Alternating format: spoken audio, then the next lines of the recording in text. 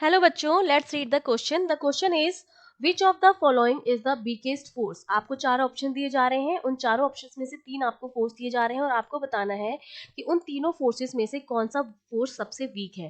तो देखिए, इस क्वेश्चन के लिए हमारा की कॉन्सेप्ट क्या रहेगा। हम जानते हैं कि हमारे पास चार फंडामेंटल फोर्सेस होते हैं, ठीक है। अब वो चारों फोर्स किसके बीच में लगते हैं, उनकी रेंज क्या क्या होती है, वो हमें पता होगा तो हम बता देंगे कि हमारा कौन सा फोर्स जो है वो वीक होता है। तो देखिए, उन चारों फोर्सेस के नाम हमारे क्या हो जाएंगे। सबसे पहले जो आता है वो आता है स्ट्रॉन्ग न्यूक्लियर फोर्स। ठीक है, ये फोर्स जो होता है हमारे पास, वो सबसे ज्यादा क्या होता है, स्ट्रॉन्ग फोर्स होता है, सबसे ज्यादा ज्यादा फोर्स होता है। उसके बाद बारी आती है इलेक्ट्रोमैग्नेटिक फोर्स की, जो चार्जेस के बीच में लगता है। कोई भी दो बॉडी जो चार्ज हैं उनके बीच में लगता है, तो ये हमारा रिपेल का भी हो सकता है और अट्रैक्ट का भी फोर्स हो सकता है, डिपेंड करता है। अगर लाइक चार्जेस होंगे तो रिपेल करेगा, अनलाइक चार्जेस होंगे तो अट्रैक्ट करेगा। फिर थर्ड नंबर पे आता है वीक न्यूक्लियर फोर्स, और सबसे जो वीक आता है ये हम लाइन से लिख रहे हैं, ठीक है।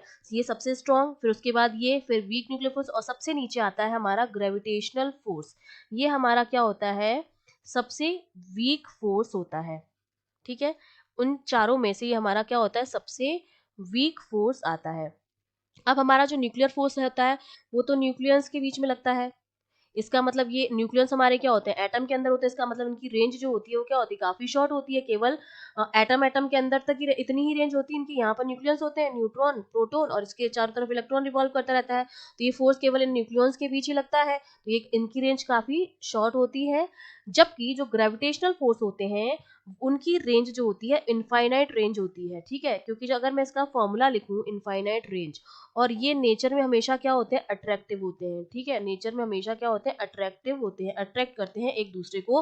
कोई भी दो बॉडीज जिनके पास अपना मास है, वो बॉडीज एक दूसरे को क्या करती हैं, अट्रैक्ट करती हैं, ठीक है। सपोज ये मास m1 है, ये मास m2 है, दोनों एक दूसरे से r डिस्टेंस पर हैं। तो जो फोर्स लगेगा, ग्रेविटेशनल फोर्स, वो हमारा क्या होता है, g m1 m2 upon r square, ठीक है। जब r की वैल्यू हम इनफाइनाइट रखेंगे तब fg की वैल्यू मेरे पास क्या आती है, जीरो आती है। मतलब ये इनफाइनाइट रेंज तक लगने वाला फोर्स है। अगर मैं लार्ज बॉडी की बात करूं तो लार्ज बॉडी के केस में हमारा जो ग्रेविटेशनल फोर्स होता है वो क्या होता है, ज्यादा हो जाता है। क्योंकि ये वाला जो फोर्स है हमारे पास, जो न्यूक्लियर फोर्स है या इलेक्ट्रोमैग्नेटिक फोर्स है, ये चार्ज बॉडी पर लगता है, ठीक है, चार्ज बॉडी पर लगता है। और ये न्यूक्लियर फोर्स तो न्यूक्लियस में ही लगता है। तो जब हम क्या करते हैं, ग्रेविटेशनल फोर्स वैसे तो वीक है, लेकिन अगर लार्ज बॉडी की बात करें तो ये डोमिनेट करता है, ठीक है। अगर हम लार्ज बॉडी की बात करते हैं तो ये डोमिनेट करता है। क्यों? क्योंकि लार्ज बॉडी पे जो चार्जेस होते हैं वो एक दूसरे को कैंसिल आउट कर देते हैं, तो नेट चार्ज जीरो, तो इलेक्ट्रोमैग्नेटिक फोर्स भी जीरो हो जाएगा लार्ज बॉडी पर। और न्यूक्लियर फोर्स वैसे ही नहीं लगेगा क्योंकि वो शॉर्ट डिस्टेंस के लिए होता है। तो उस केस में ये दोनों जो फोर्स होते हैं वो तो जीरो हो जाते हैं, न्यूक्लियर फोर्स भी जीरो, इलेक्ट्रोमैग्नेटिक फोर्स भी zero.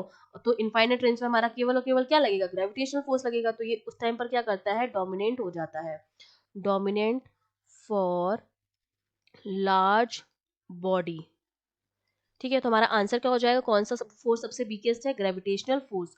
B option is correct. I hope you understood well. All the best.